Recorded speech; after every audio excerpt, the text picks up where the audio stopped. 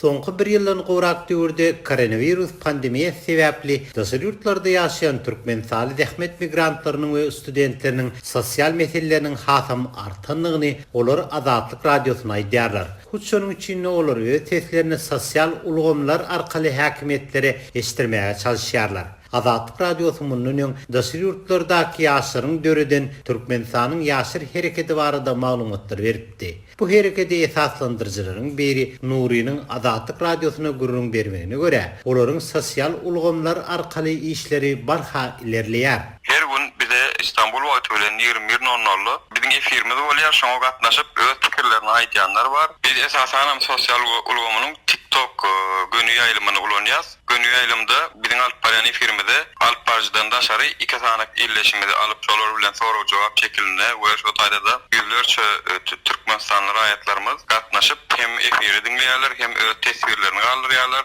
Ortaça her efir açamyzda bizim efirin soňuna TikTok'da şeýle bir zat bar, näçe adamyň giýreni görkezýär. Köplen şol 4000 5000 toğruk bizi seyredenler bolýar. Bizim efirimizde gatnaşyp soraw berýänleriň sany, günü ýaýlymda oturup seyredýänleriň we jogap berýänleriň sany olar 200-300 adama çenli barýar. Ýöne jemi ulgamda alanda 4000 5000 adam efire gelip tomaşa edip gidýär. Dünýäniň her künjegininden Russiýadan okuwçylar baglanýar, Ukrainadan baglanýanlar bar, Ýewropa döwletlerinden baglanýanlar bar, Türkiýanyň özünden bar. Nuriýyň sözlerine görä, olaryň diskussiýalaryna gatnaşan student ýaşlar, hususan Türkmenistanyň pul ýollamakda kynçylyklar bilen ilteşikli problemalaryny gurrun berýärler. Studentler, talipler in köp öz meselelerini goýýarlar. Olaryň meselesi aglawa berligi, şol Western Union'dan pul alyp bilmeýänlikleri, viza kartlaryna pullaryny atlaşdyryp bilmeýänlikleri baradaky meseleleri goýgap, indi besteri mundan öýlekçe da bilen yok.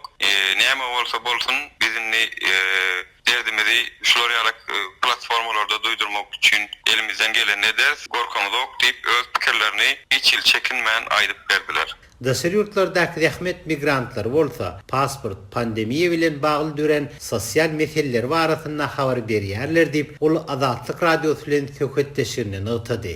Dähmet migrantlaryň olaryň köpüsiniň esasy aýdýan zady daşary ýurtlardaky şu getip gören ýurtlarynda pasportlarynyň möhletleriniň dynmagy we şol sanada işlemekdäki bökdönçlükler, zähmet çekmekdäki bolýan problemler agdýarlar. Hemem ýollaryň ýapykly sebäpli ýakyn hosarlarynyň Türkmenistana bir aradan çykanyna ýa-da toý bolanda gidip bilmeýänliklerini, şolar bilen sagawlaşyp bilmeýänliklerini we şoňa meňzeş meseleler goýýarlar. Emma ýaşar hereketini esaslandyrjylaryň bir Nuri, Türkmenistanyň içindäki ýaşaryň diskussiýalara gatnaşygynyň pesdigini belläp, munyň internetiň tiýdiginiň gowşakdygy we häkimetleriň interneti berk gödöçükde saklaýanlygy bilen baglygyny çaklaýar.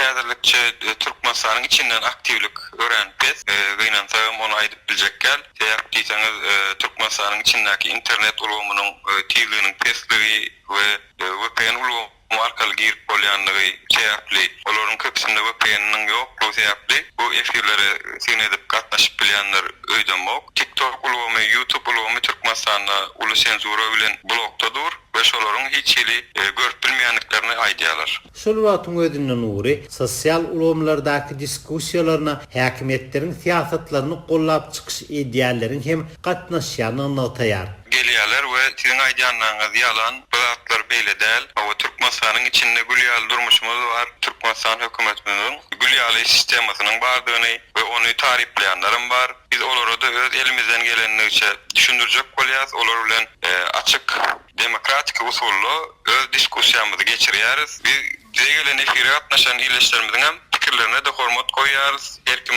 öz pikirini aýtmaly, olum bolmaly, gelsinler aýtsinlar, biz oňa hiç il garşylygymyz ýok. Nur sözüniň dowamyna Türkmenistana demokratik halk häkimetiniň gurulma uğruna tagallalaryny dowam etdirmekçidigini Azatlyk radiosy bilen söhbetdeşirni aýtdy. Onuň pikirleri bilen bagly türkmen resmiýetlerinden kommentariýa alyp bolmady. Şeýle de daşary ýurtlardaky türkmen ýaşlarynyň sosial meseleleri barada Türkmenistanyň magtumuly adynaky ýaşar guramasyna ýollan hatymyda hem jogap berilmedi.